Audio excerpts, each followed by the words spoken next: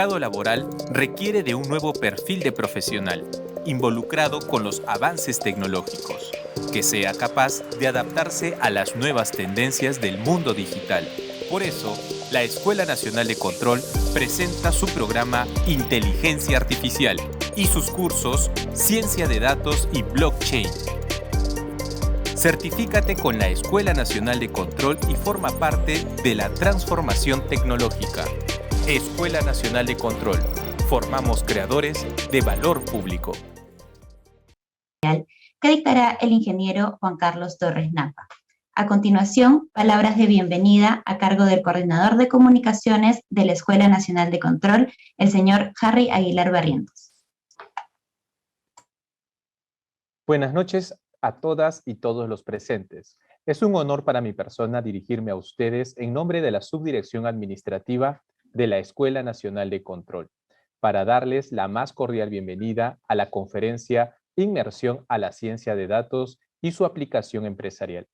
El día de hoy trataremos un tema de actualidad que nos introducirá a un campo interdisciplinario que posee una amplia gama de aplicaciones, como es la ciencia de datos. Nos centraremos en su aplicación empresarial, que puede significar un gran avance para desarrollar análisis y modelos predictivos con mayor rapidez y precisión, siendo los datos un recurso clave en las organizaciones. Su correcta manipulación sirve para detectar problemas comerciales complejos con ayuda del aprendizaje automático, como dificultades de investigación de operaciones. Así, la ciencia de datos trae consigo eficiencia, precisión y eficacia. Ya sobre ello ahondará en esta conferencia el ingeniero Torres Napa, cuya presencia nos honra el día de hoy. Gracias por su tiempo y dedicación y preparación para compartirnos su experiencia y otorgarnos las herramientas necesarias para seguir aprendiendo de este mundo globalizado. Agradezco también a los participantes por el tiempo empleado en conocer más sobre la ciencia de datos, conocimiento que podrán ampliar en nuestro curso Ciencia de Datos, el cual se encuentra diseñado en formato MOOC y será anunciado al finalizar la exposición de hoy. Sin más que decirles, les recuerdo que la Escuela Nacional de Control promueve la educación de calidad y la constante evolución de nuestras metodologías.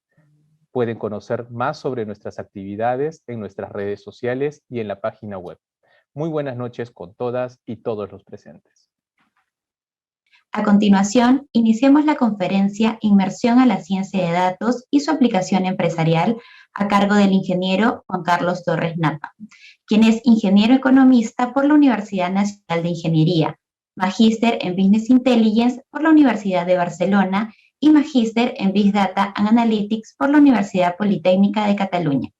Ha desempeñado cargos de Chief Data, Analytics and Risk Officer, Data Science Consulting Manager y Business Intelligence and Analytics Manager en empresas nacionales e internacionales.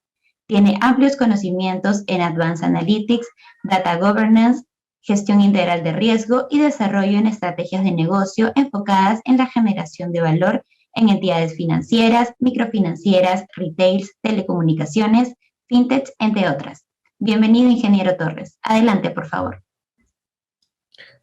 Muchas gracias, Brunella, y gracias también a los asistentes. Voy a proceder a compartir mi pantalla para iniciar la sesión de hoy.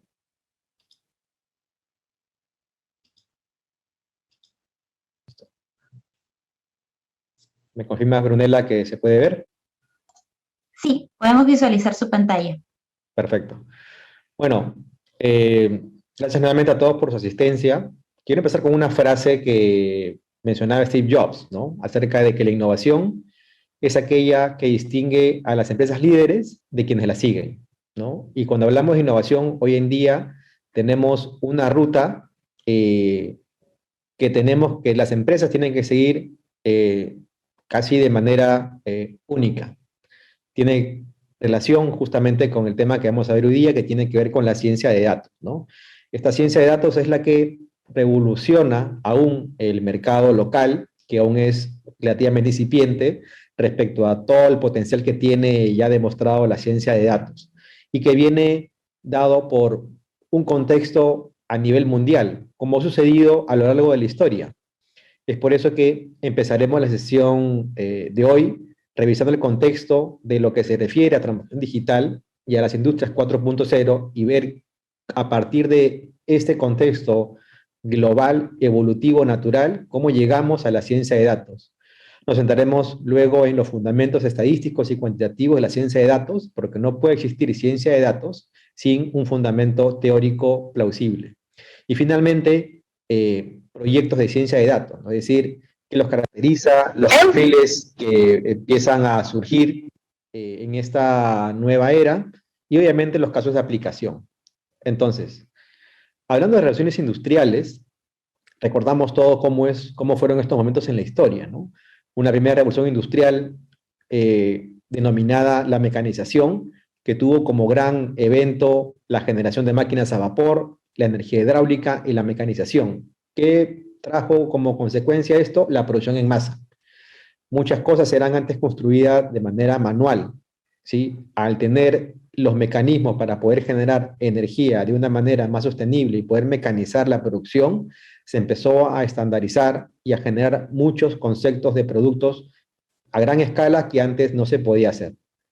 Esto se vio beneficiado luego con una segunda revolución industrial que tiene que ver con lo que es todo el tema de electrificación, ¿no? Aprovechar de manera mucho más extendida todo lo que tiene que ver con generación eléctrica, ¿no? Llevó esto a la producción en masa, las grandes cadenas de montajes y a grandes centrales de electricidad que se fueron generando a lo largo del mundo y principalmente en Europa, donde nacieron todas estas tendencias y que permitieron obviamente dar un salto en las industrias.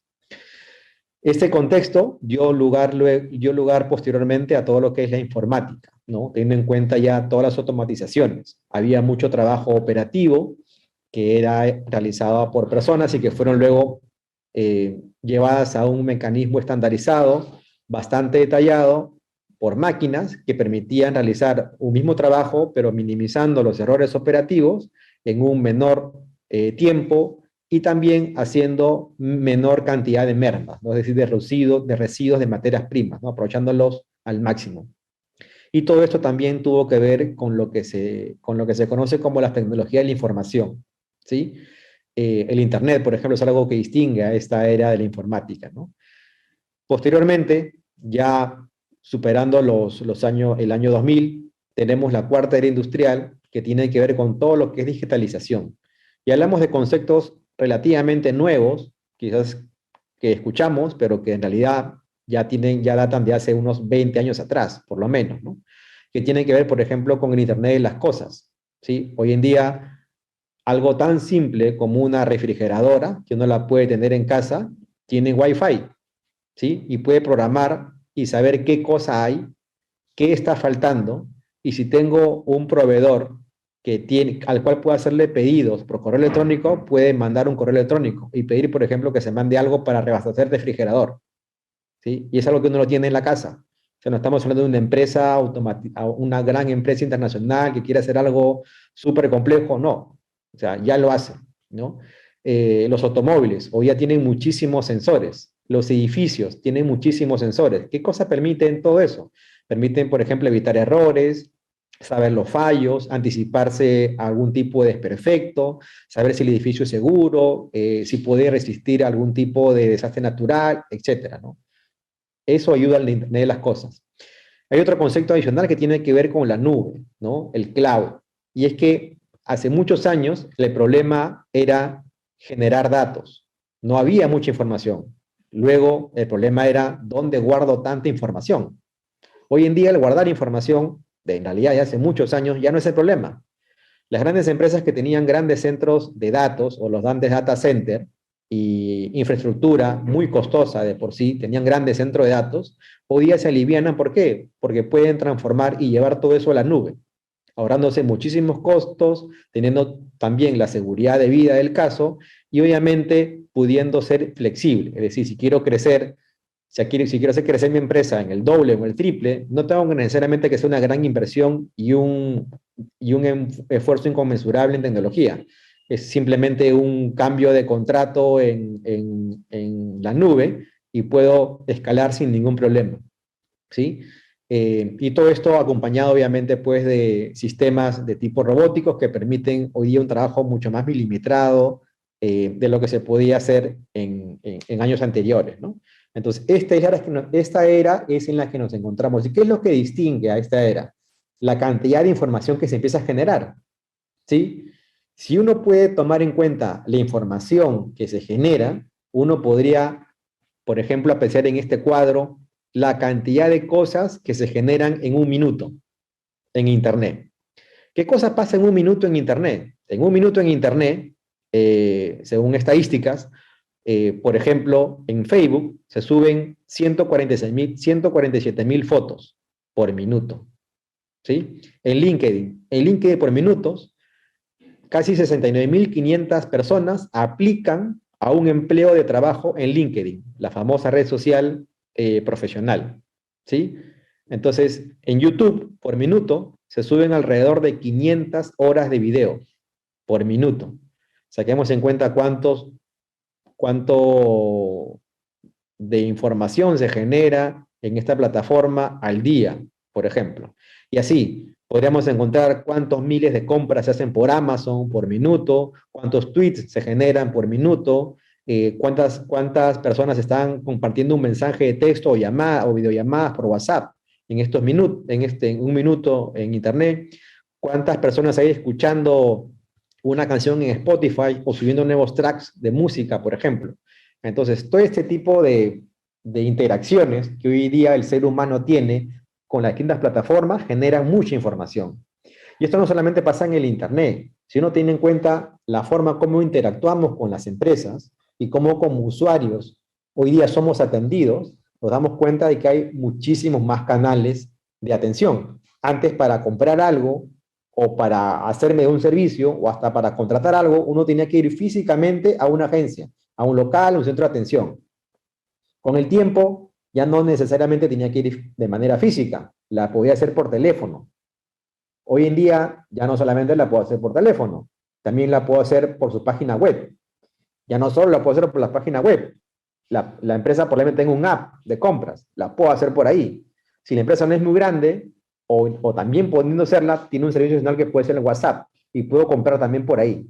Entonces, imagínense todas las formas como una empresa hoy día recibe información de sus usuarios, de sus potenciales clientes, intentando comprar, preguntando si lo que está vendiendo cubre las necesidades que la persona tiene.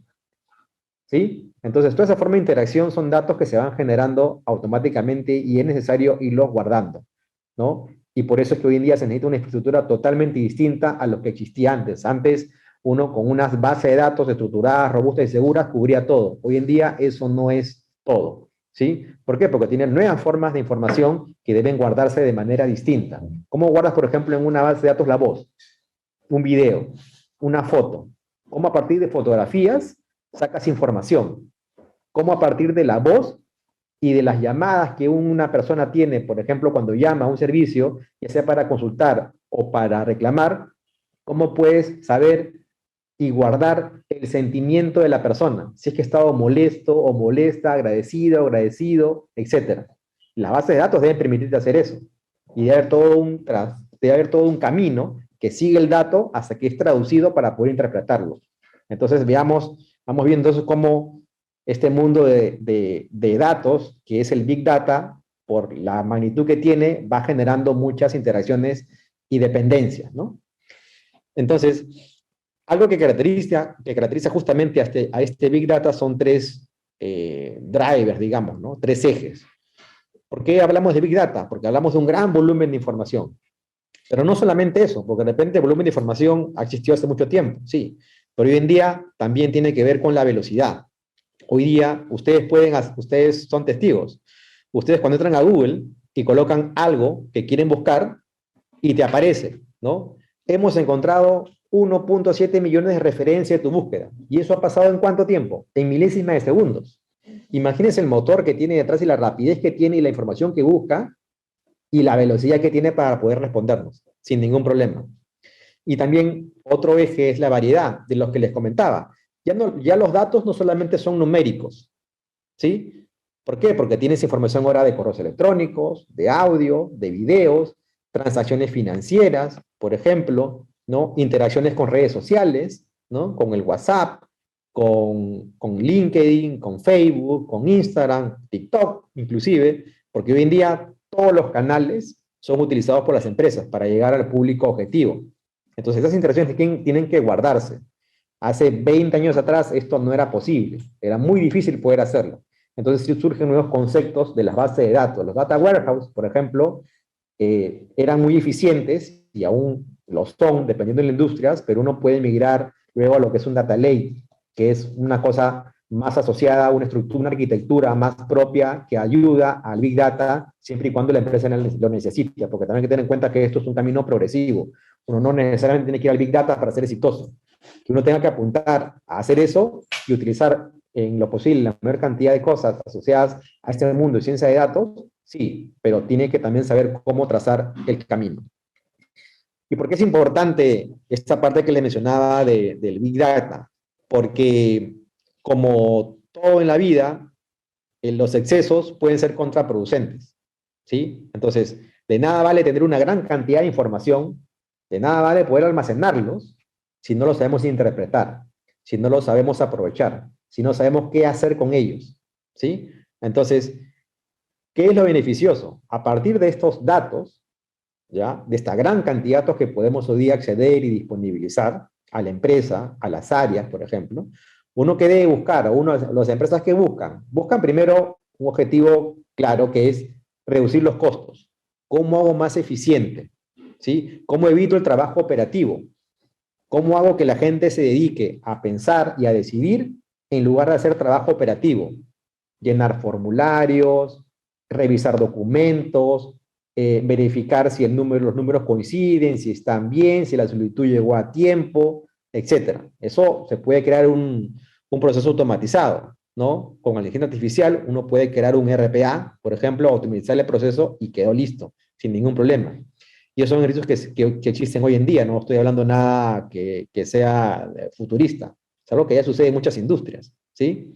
Reducir los tiempos, obviamente también es algo que la empresa busca porque en la medida que podamos responder más rápido al cliente, es mejor. Hay una estadística que dice, por ejemplo, que una persona cuando busca un crédito, lo busca por lo menos en 3 entidades financieras. Y finalmente, ¿cuál termina aceptando? No necesariamente la que más le conviene. ¿Cuál acepta? La que le da respuesta con mayor rapidez. ¿Sí? Entonces, es un ejemplo de los tantos que uno puede ver cómo beneficiarse con el tema del Big Data, ¿no?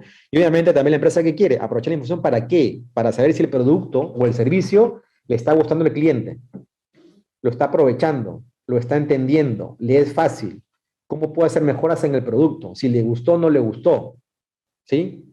Y a partir de ello tomar decisiones. Entonces surge el denominado título de las empresas que son data driven, es decir, tomar decisiones en base a información, ¿de acuerdo? Esto nos lleva a un contexto ya más conocido por todos que tiene que ver con lo que es transformación digital, ¿sí? La transformación digital es posible siempre que aprovechemos toda la información y hagamos toda una arquitectura que va a permitir trabajar en la empresa en un formato totalmente distinto a lo que venía haciendo antes, ¿sí?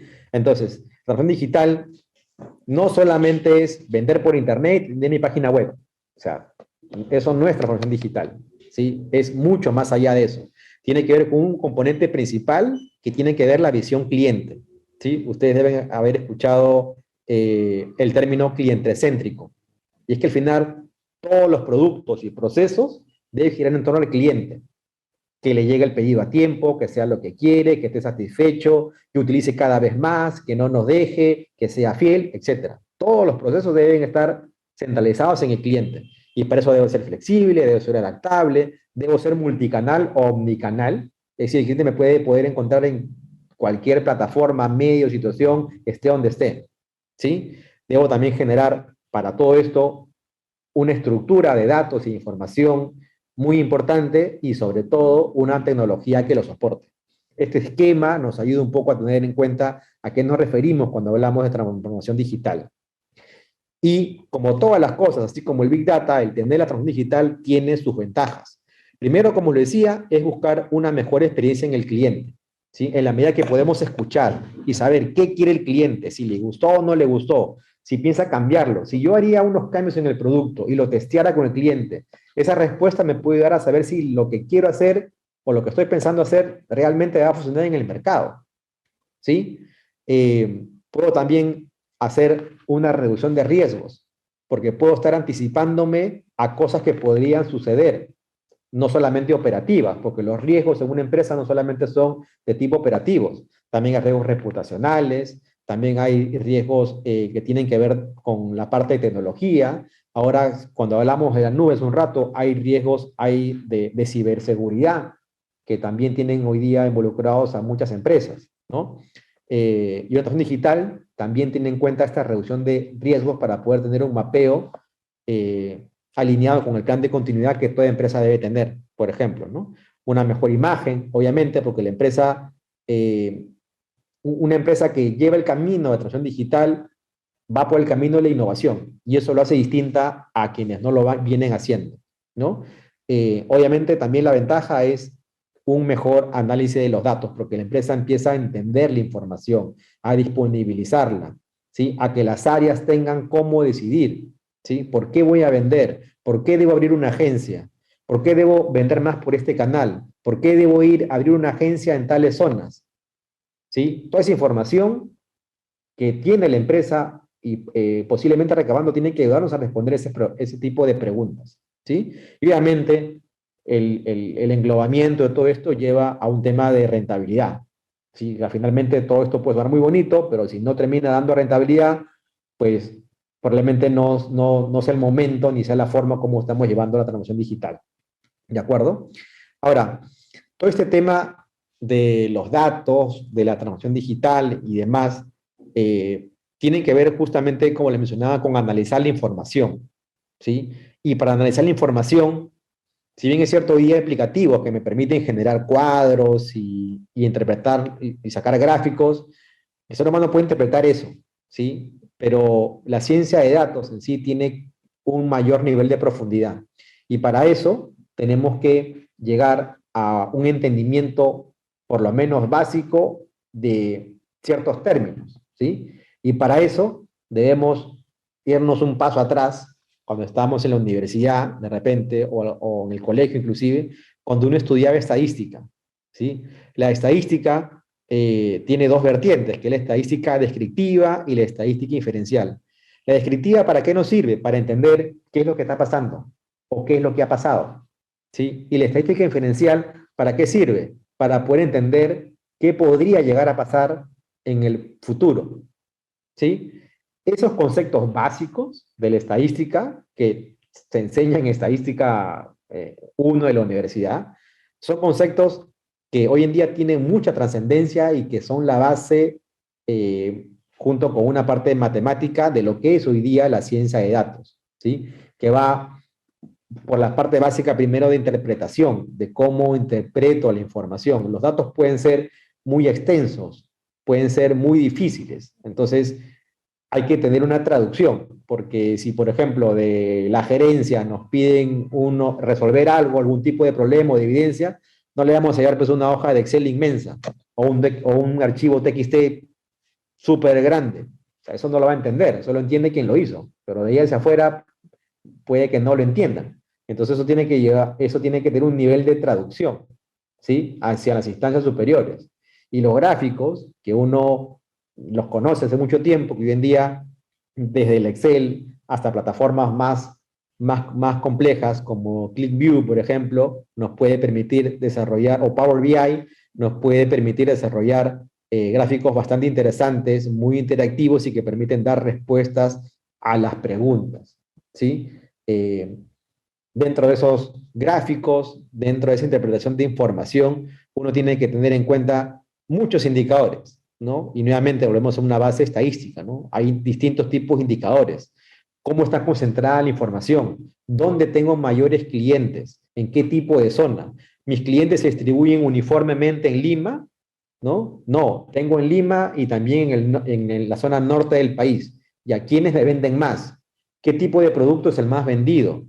¿Por qué me compran en el norte un producto preferente que no es el mismo que se vende en Lima, por ejemplo? ¿Sí? Puede haber una diferencia y puede encontrar quién compra más, qué perfil compra más por de repente hacer una división en si lo compra es hecha por un hombre o una mujer, o por edad, o por un estado civil. Todo ese tipo de preguntas que son bastante evidentes y uno siempre las quisiera saber, se responde con estas medidas de tendencia, ¿sí? Que uno lo estudió como le mencionaba en la universidad y que de repente a uno nos pueden sonar, ¿sí? Pero que es importante saber, primero, entenderlas, de dónde nacen, y voy a encontrar una traducción de su concepto teórico a su concepto aplicado. En la medida que uno encuentre eso, va entendiendo mejor cómo funcionan los datos y cómo pueden llegar a decirme muchas cosas de lo que está pasando y de lo que podría pasar, ¿sí? Justamente esa parte de lo que podría pasar se está asociado a las probabilidades, ¿sí? Cuando uno revisa, por ejemplo, qué es lo que va a pasar con el tipo de cambio, si va a subir o va a bajar, lo que uno hace es empieza a recordar o a ver cómo estuvo el tipo de cambio durante los últimos días y la semana pasada, por ejemplo. Y uno puede decir, ah, mira, esto viene subiendo o viene bajando o es súper incierto. Ya, esa es una idea de probabilidad, de cuánto saber sobre algún evento que pueda pasar. Y eso en realidad lo preguntan muchas empresas. ¿Qué tanto éxito tendrá mi producto? ¿Cuánta rentabilidad me va a generar que yo compre o saque un nuevo tipo de producto? ¿Sí? ¿Qué tanta rentabilidad voy a tener si invierto X cantidad de dinero en, por ejemplo, campañas de marketing? ¿Sí? ¿Por qué tipo de medios debo invertir para tener la mayor rentabilidad en mi producto? ¿Sí? ¿Qué cantidad de clientes se me podrían ir en los próximos meses a la competencia, por ejemplo? Todo ese tipo de cosas son cosas que pueden pasar. Detrás de eso, ¿qué cosa hay? Probabilidades. En la medida que aprendo a interpretarlas, puedo responder ese tipo de preguntas. Y en general, si uno quiere profundizar más en el mundo de la ciencia de datos, puede empezar a explorar los denominados algoritmos de predicción.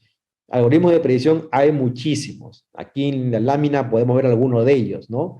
Los tipos de regresiones, árbol de decisiones, el random forest, ¿no? También asociados a las redes neuronales, ¿no? Cada uno de ellos tiene sus ventajas y desventajas. Finalmente, ¿cuál se elige? Dependiendo de muchas cosas. ¿Qué tipo de problema quiera resolver? ¿Cuánta información tengo? ¿Qué tan estable es? ¿Qué tipo de información tengo? Y obviamente el problema que quiero llegar a resolver, ¿sí? Si se dan cuenta, esas son preguntas de negocios. Y un perfil, una persona de ciencia de datos tiene que entender el negocio, tiene que entender los datos y en vez de ello empezar a responder ese tipo de preguntas, ¿sí? Este tipo de preguntas quizás siempre han existido, ¿sí? Pero hoy en día se pueden responder más certeramente y con mayor consistencia. ¿Por qué? Porque la ciencia de datos justamente nos da la posibilidad de tener muchas aristas del problema, ¿sí? ¿Y por qué? Porque la ciencia de datos nació así. La ciencia de datos es un término que no es de ahora, ni de hace 10 años, ni de hace 20 años. Tiene una historia hace muchísimos años más, por allá por el año 40, 1940, ¿sí? Por aquel entonces se tenían ramas separadas. Tenían lo que era computación, lo que es tecnología, las partes matemáticas y estadística. Esos componentes fueron en el tiempo convergiendo hasta que hoy en día todos esos bloques de información, todos esos componentes se juntan y son la base de lo que uno puede llamar ciencia de datos. Hay un personaje que surge, un profesional que surge dentro de esto, que se llama el científico de datos. Entonces, ¿qué es un científico de datos? Es una persona, es un profesional que sabe de computación, o sea, de programación, que sabe también de arquitectura tecnológica, que sabe de matemáticas, que sabe de estadística y que también, obviamente, sabe cómo contextualizar todo eso con la necesidad del negocio, ¿sí? Entonces, si uno quiere empezar un proyecto de ciencia de datos, tiene que tener en cuenta primero la forma, cómo debería hacerse y los profesionales necesarios para hacer un proyecto de ciencia de datos, ¿sí? Entonces, un proyecto de ciencia de datos habitualmente tiene 5 componentes. Primero, tiene que ver con la estrategia de negocios. O sea, ¿qué es lo que estamos buscando? ¿Qué es lo que buscamos como empresa? ¿Hacia dónde queremos llegar? ¿Sí? ¿Cuál es nuestro core de negocio? Luego, a partir de eso, ver la ingeniería de datos. ¿Con qué información tengo? ¿Es grande? ¿Es pequeña? ¿Es constante? ¿Va a crecer en el tiempo? ¿Tengo la seguridad de que tiene calidad? Tengo muchas preguntas ahí. Conocido eso y teniendo en cuenta qué es lo que tengo, uno puede empezar a hacer algún tipo de uso. ¿A través de qué? De lo que es un modelamiento analítico, es decir, un modelo predictivo que me va a poder responder alguna pregunta, a la pregunta general de qué va a pasar. ¿Sí? Una vez que tengo ese algoritmo matemático, ese modelamiento, lo que viene luego es el despliegue y la integración. ¿A qué me refiero? A disponibilizar este algoritmo en la compañía. Porque un modelo matemático puede quedarse en una computadora, en una laptop, y ahí no hace nada. ¿Cuál es la ventaja? ¿O para cuándo esto culmina? Cuando tiene vida. ¿Y qué es que tenga vida? Que funcione en la empresa. ¿Sí? Y obviamente todo esto también está abocado a tener toda una infraestructura tecnológica adecuada para que soporte.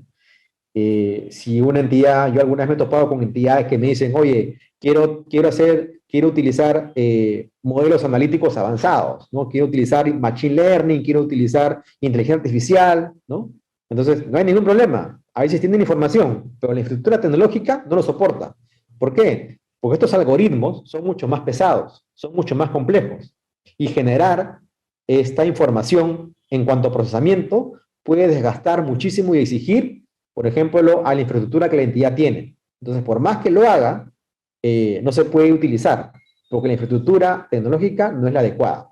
Entonces, también es algo que uno tiene que ver desde el principio para poder ver, ya, mi infraestructura tecnológica es un poco limitada, entonces por ahora mis tipos de modelamientos tienen que ser de esta forma, no de los más complejos. ¿Por qué? Porque si no, esto nunca va a llegar a tener vida.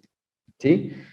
Y eso hace también que tengamos en cuenta los perfiles que les comentaba antes, ¿no? Yo les hablaba de un científico de datos, un data scientist, ¿sí? Un data scientist igual ha tenido también una evolución. ¿Por qué? Porque antes un data scientist o un científico de datos así era un todo en uno. Él se dedicaba a investigar, revisaba los datos, hacía la parte analítica, el modelamiento y hacía la implementación. Todo lo hacía él. Hoy en día ya no. Hoy en día lo que ha pasado es que este perfil de científico de datos o de data scientist ha evolucionado. Entonces tienes perfiles personalizados. Tienes el data scientist que sigue existiendo y que desarrolla principalmente la parte analítica, pero surgen componentes muy novedosos y bastante necesarios hoy en día en las industrias, como un ingeniero de datos, por ejemplo, ¿sí? O como alguien que se dedique netamente a la investigación, o como alguien que tiene que ver la parte de ingeniería, pero avanzada, aplicadas a técnicas de machine learning, por ejemplo. Entonces, si uno va, por ejemplo, si uno revisa, ustedes pueden entrar a LinkedIn y pueden ver que muchas entidades, bancos, empresas de consumo masivo y demás, piden todas las semanas, se busca data engineer, data scientist, machine learning engineer, software engineer. Esos perfiles hace 5 años no se pedían. Hoy en día ya se piden, se exigen. Y son muy necesarios justamente porque las empresas están en este camino de la ciencia de datos y quieren obviamente aprovecharlo al máximo y necesitan de ese tipo de profesionales. ¿Sí? A ir un poco ahondando en los casos, hoy en día las aplicaciones de la ciencia de datos está presente en todos los rubros. Si hablamos, por ejemplo, en el rubro de las manufactureras, como le decía, uno puede empezar a generar múltiples puntos de control a través de sensores que uno puede colocar en las maquinarias, en los grandes centros de manufactura para poder ver cómo se está produciendo, en qué tiempo, si falta materia prima o no, se está acabando, cuándo le toca revisión a una máquina para evitar que se malogre, cómo puedo hacer simulaciones en base a los datos para ver si puedo surtir algún pedido de última hora que puedo tener y de no ser así, ¿qué necesitaría? Trabajar más turno, más materia prima, más personal, etc. Todo se puede prever, ¿de acuerdo? Y uno puede también programar las ventas, ¿no? Por líneas de producción y demás. En ventas y marketing, uno puede empezar a ver temas de fidelización de clientes. ¿Por qué se me va un cliente? ¿Qué hace que un cliente se quede? ¿Qué hace que un cliente se vaya? ¿Qué clientes quiero que se queden? ¿Y qué clientes no me molestaría que se vayan? Hay mucha información detrás que tienen las empresas que hoy en día la están aplicando y permiten ver eso. Hay los bancos, por ejemplo, las empresas de telecomunicaciones trabajan mucho en esto. ¿Por qué? Porque hoy en día la competencia está tan dura que los clientes pueden irse de una compañía a otra. Obviamente es lo que las empresas quieren evitar, ¿sí? Entonces hacen mucho trabajo con información para ver, por ejemplo, modelos de deserción, qué clientes se pueden ir de un momento a otro. En telecomunicaciones, hoy en día se aplica muchísimo, no solamente para esto que les comentaba de fidelización, sino también, por ejemplo, ver sensibilidad del cliente al precio, ¿sí? Hoy en día, el consumidor es inteligente. Antes, ustedes recordarán, cuando uno quería comprar un teléfono, uno iba a la ventanilla y recién en la ventanilla empezaba a ver qué modelos había para poder decidir qué teléfono compraba. Hoy día no. El consumidor es más inteligente. El consumidor ya sabe, ya revisó todos los modelos, todos los tipos, lo revisó en todas las empresas de telecomunicaciones, vio dónde está más barato, más caro, quién te da más servicios adicionales y ya decide con mayor información. Entonces, por el lado de las empresas, también saben que el cliente hace eso. Entonces, tienen que ser muy competitivos, sacar campañas súper agresivas constantemente. Antes una empresa podía hacer campañas, no sé, cada mes. Y eso, hoy en día las tienen que hacer más que semanales, porque es muy cambiante el mercado, ¿sí? En la parte automotriz, hoy en día creo que todos hemos visto que es totalmente posible que un auto pueda estacionarse sin ningún problema. Tiene muchos sensores, tiene programaciones, tiene medidas, tiene distancias focales que les permiten hacer este tipo de maniobras. No solamente para estacionarse, también para manejar. Y hoy en día los datos permiten, y la ciencia de datos permite hacer todo este tipo de gestiones. En la parte de recursos humanos, también, en la parte de recursos humanos está lo que se denomina People Analytics. ¿Qué cosa es eso? Es analizar la información muy extensa e histórica para poder saber y ayudar a las empresas a saber si su personal está contento, si se va a quedar, ¿sí? ¿Qué es lo que los mueve? ¿Qué tan motivados están? ¿Qué tan eficientes puede ser? ¿A quién conviene ascender? ¿A quiénes conviene ayudar para que mejoren? ¿Qué tipo de habilidades le falta a un colaborador? ¿Le faltan habilidades de tipo técnicas o habilidades blandas? Oye, People Analytics ayuda a empresas a resolver ese tipo de problemas, ¿no?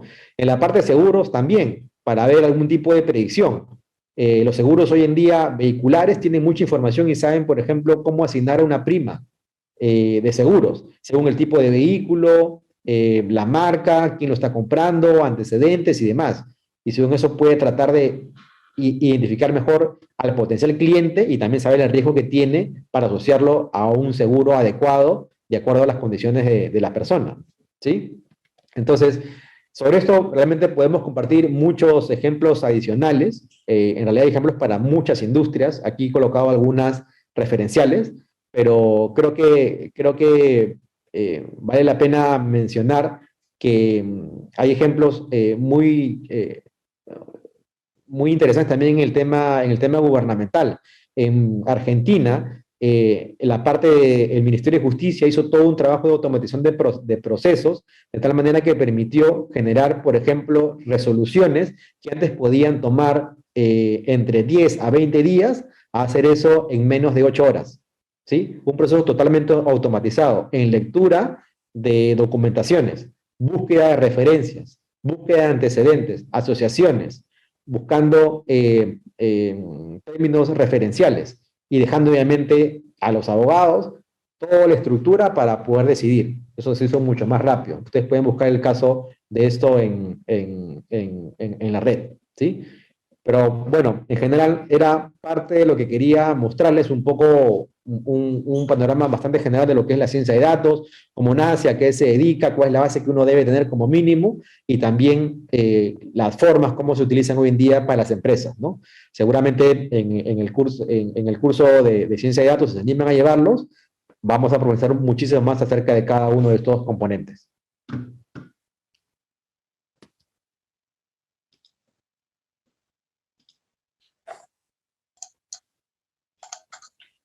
Agradecemos al ingeniero Juan Carlos Torres Napa por su interesante charla. Queremos Queremos informarles que se está compartiendo en este momento en el chat una encuesta de satisfacción sobre nuestros eventos virtuales. Los invitamos a responder esta breve encuesta para continuar mejorando en nuestras actividades de capacitación. A continuación, daremos pase a las preguntas del público. La primera pregunta sería: ¿qué es la ciencia de datos y en qué se diferencia del análisis de datos? Ok. El análisis de datos es un componente que siempre ha existido. Siempre se han analizado los datos. ¿Qué es lo que pasa ahora? Que uno tiene mucho más tipologías de datos de lo que se tenía antes. Antes uno analizaba una estructura de datos, lo que se denomina datos estructurados. ¿Qué es un dato estructurado? Que tiene un límite, tiene una forma. Es un número, es una letra, o es un alfanumérico. ¿Sí? Esos datos serán analizables totalmente. Pero hoy en día, ¿cómo analizas la voz, los correos electrónicos, las imágenes, los likes? ¿Sí? Ese análisis es más profundo. Y esa información sirve muchísimo más y complementa el análisis tradicional de datos. Todo ese conjunto de cosas que han surgido ahora, que no existía hace años, y que tampoco había forma cómo analizarlos hace muchos años, es lo que principalmente diferencia la ciencia de datos de lo que es el análisis de datos, ¿no? Es una parte que también se hace, pero hoy en día es mucho más complejo. Muchas gracias por su respuesta. La segunda pregunta sería: ¿qué entidades públicas vienen implementando algoritmos de predicción? Ok. Según las referencias que tengo, hay entidades públicas que vienen haciendo trabajos interesantes, como por ejemplo SUNAT, como por ejemplo la OMPE, el Ministerio de Transportes, se viene también a la mente la misma SBS y el BCR, ¿no? Son referencias que tengo de empresas, digamos, gubernamentales, que vienen aplicando todo este tema de algoritmos avanzados, ¿no? De acuerdo. Y la última y tercera pregunta sería: ¿actualmente se está aplicando la ciencia de datos en la supervisión y monitoreo en la gestión pública? ¿Podría brindarnos en todo caso algún ejemplo? Sí. A ver, en realidad hay varios ejemplos que podríamos ahondar. No puedo decir exactamente la entidad, pero puedo dar ejemplos de cómo se puede utilizar. Cuando en bases públicas que tiene el gobierno, hay muchísima información de usuarios, de los ciudadanos, ¿no? Que pagan impuestos o que hacen algún pedido, ¿no? Revisar toda esta información para poder atender un pedido de un ciudadano que puede estar pidiendo algún tema legal, que puede estar pidiendo algún tema de información pública que uno la puede obtener actualmente, tomaba muchísimo tiempo. ¿Ya? Y sobre todo también el tema de estandarización. ¿Por qué? Porque la información que se tenía del ciudadano podría provenir de diferentes fuentes. Entonces, tienes un primer problema de cómo estandarizas la información, ¿sí? Porque tienes muchas formas de cómo llegar a la información de la persona por diferentes medios.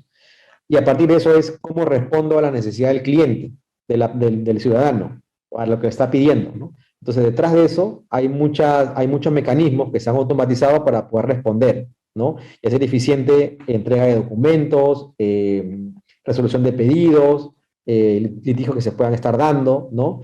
En realidad, se viene avanzando, todavía no hay una gran explotación. De hecho, sí hay esfuerzos de muchas entidades gubernamentales que están generando las capacidades y equipos de analytics justamente para llevar eso a otro nivel, ¿no? Aprovechar al máximo todo lo que es la ciencia de datos.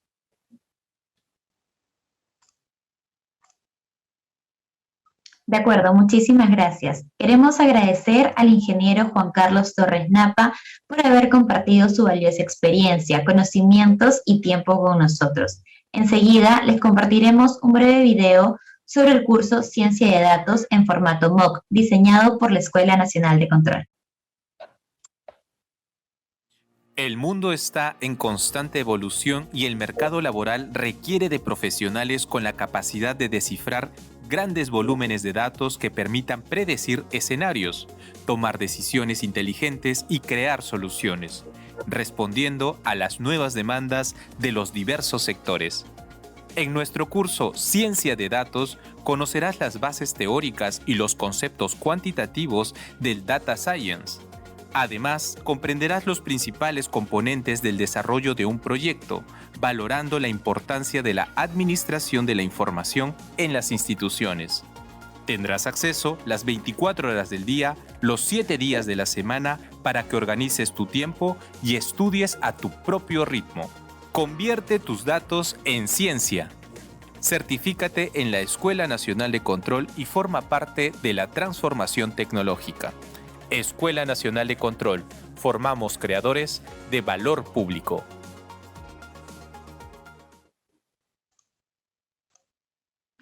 Si quieres dar el siguiente paso en tu vida profesional, inscríbete en nuestros cursos y programa en formato MOOC. En estos momentos pueden ver en su pantalla un código QR que podrán escanear para obtener mayor información. Además, les compartimos un enlace por el chat donde podrán dejarnos sus datos en caso desean recibir asesoría sobre la inscripción a nuestros cursos de ciencia de datos, blockchain y el programa de inteligencia artificial. Para quienes nos siguen desde Facebook Live, pueden encontrar el enlace en los comentarios de la transmisión. Certifícate a nombre de la Escuela Nacional de Control. Finalmente, se les recuerda que se otorgará la constancia de participación a aquellos que hayan registrado su asistencia de forma correcta en la plataforma Webex. Las constancias se enviarán a los correos electrónicos registrados en 25 días hábiles posteriores a la culminación de las capacitaciones. Hacemos énfasis en que las constancias son solo para aquellos que hayan asistido a las sesiones programadas. Asimismo, las y los invitamos a compartir su experiencia sobre nuestras conferencias en la sección de opiniones de nuestro Facebook, lo que nos permitirá mejorar y continuar estas sesiones gratuitas. Muy buenas noches con todas y todos los participantes.